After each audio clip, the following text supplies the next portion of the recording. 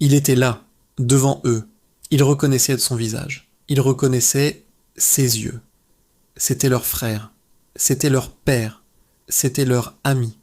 Mais lui ne pouvait plus dire un seul mot. Il essayait de parler. Il essayait de pleurer. Mais seuls des cris sortaient de sa bouche. En une seule nuit, il avait été transformé en singe. Ce n'est pas une légende. C'est une histoire réelle, mentionnée dans le Coran. Une histoire de désobéissance. Une histoire de regret. Et une histoire qui pourrait changer votre vision. Pour toujours.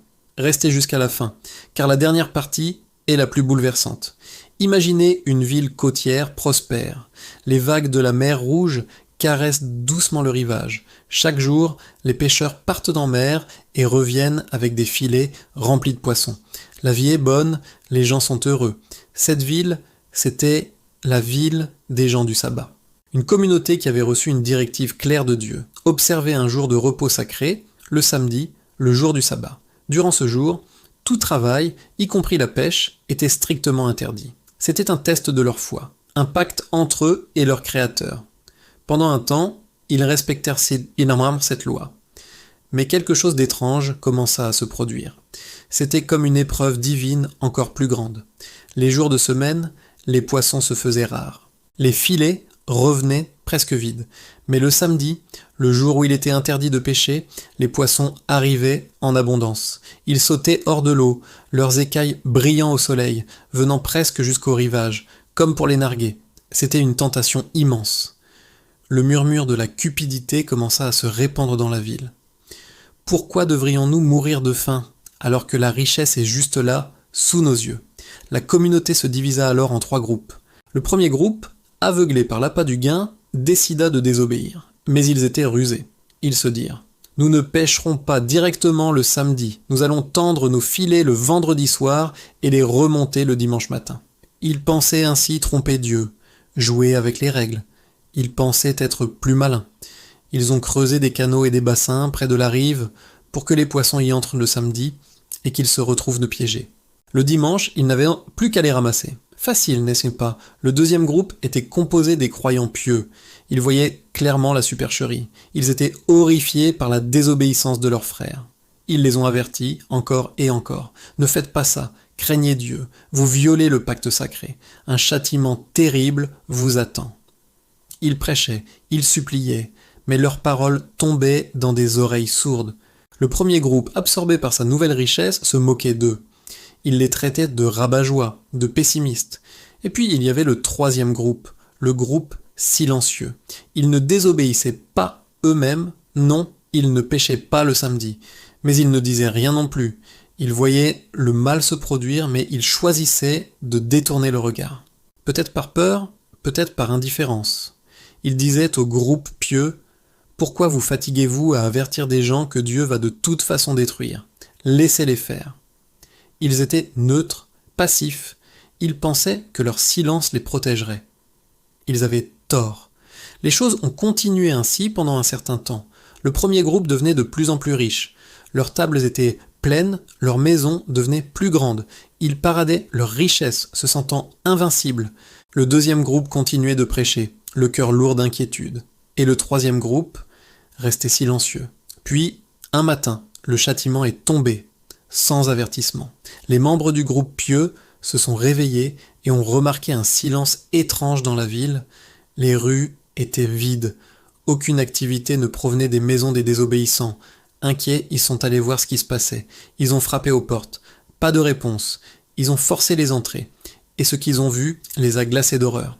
Les maisons étaient pleines de singes. Des singes qui se comportaient étrangement. Ils n'agissaient pas comme des animaux normaux.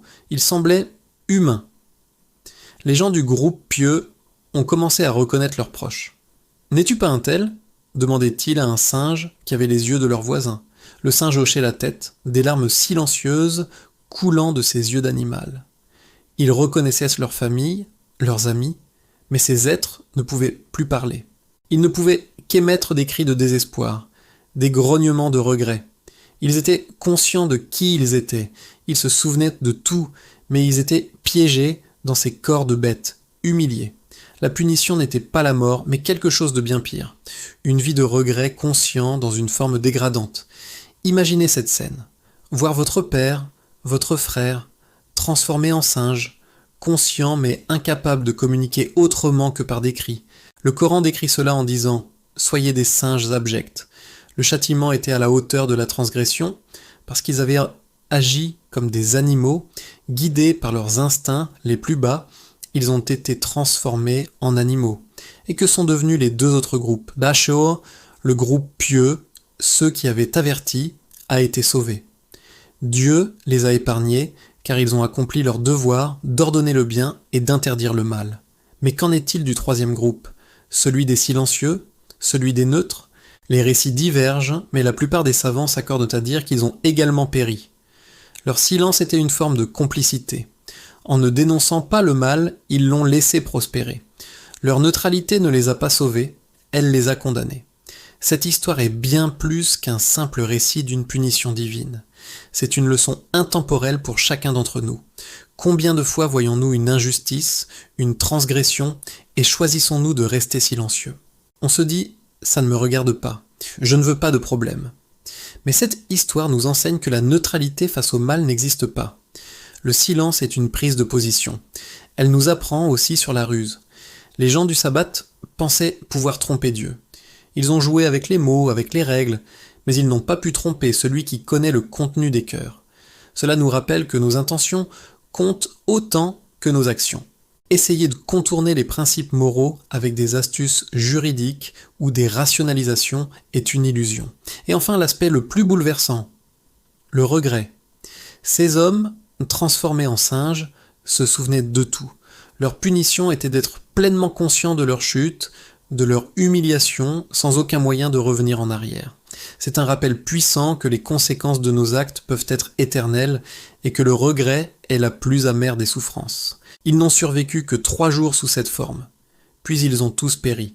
Aucun d'entre eux n'a eu de descendance. Ces singes n'étaient pas les ancêtres des singes d'aujourd'hui, c'était un événement unique, une punition spécifique pour un peuple spécifique. Alors la prochaine fois que vous serez témoin d'une situation qui heurte votre conscience, souvenez-vous des 3 groupes. Celui qui désobéit, celui qui met en garde et celui qui reste silencieux. Demandez-vous dans quel groupe vous voulez être, car comme le montre cette histoire, seule une de ces positions mène au salut. Merci d'avoir regardé jusqu'au bout. Si cette histoire vous a touché, n'hésitez pas à la partager. Abonnez-vous pour ne pas manquer nos prochaines vidéos qui explorent par les profondeurs de la sagesse ancienne. Prenez soin de vous et à très bientôt.